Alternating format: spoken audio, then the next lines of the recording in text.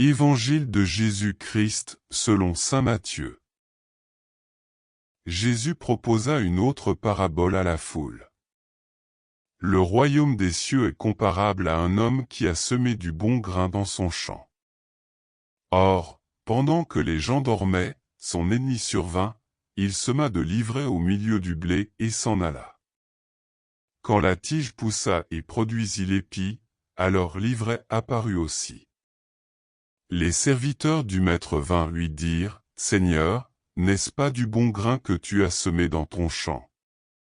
D'où vient donc qu'il y a de l'ivraie? » Il leur dit, « C'est un ennemi qui a fait cela. » Les serviteurs lui disent, « Alors, veux-tu que nous allions l'enlever? » Il répond, « Non, de peur qu'en enlevant l'ivraie, vous n'arrachiez le blé en même temps. Laissez-les pousser ensemble jusqu'à la moisson, et, au temps de la moisson, je dirai enlevez d'abord l'ivraie, liez-la en botte pour la brûler. Quant au blé, rentrez-le dans mon grenier. » Il leur proposa une autre parabole. Le royaume des cieux est comparable à une graine de moutarde qu'un homme a semée dans son champ. C'est la plus petite de toutes les semences, mais, quand elle a poussé, elle dépasse les autres plantes potagères et devient un arbre, si bien que les oiseaux du ciel font leur nid dans ses branches. Il leur dit une autre parabole.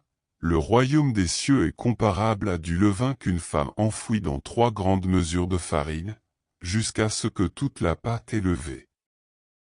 Tout cela, Jésus le dit à la foule en parabole, et il ne leur disait rien sans employer de parabole, accomplissant ainsi la parole du prophète. C'est en parabole que je parlerai. Je proclamerai des choses cachées depuis les origines. Alors, laissant la foule, il vint à la maison. Ses disciples s'approchèrent et lui dirent, « Explique-nous clairement la parabole de l'ivraie dans le champ. » Il leur répondit, « Celui qui sème le bon grain, c'est le Fils de l'homme. Le champ, c'est le monde. Le bon grain, ce sont les fils du royaume. L'ivraie, ce sont les fils du mauvais. L'ennemi qui l'a semé, c'est le démon. La moisson, c'est la fin du monde. Les moissonneurs, ce sont les anges. De même que l'on enlève l'ivraie pour la jeter au feu, ainsi en sera-t-il à la fin du monde. Le Fils de l'homme enverra ses anges, et ils enlèveront de son royaume tous ceux qui font tomber les autres et ceux qui commettent le mal, et ils les jetteront dans la fournaise. Là il y aura des pleurs et des grincements de dents. Alors les justes resplendiront comme le soleil dans le royaume de leur Père. Celui qui a des oreilles, qu'il entende. Acclamons la parole de Dieu.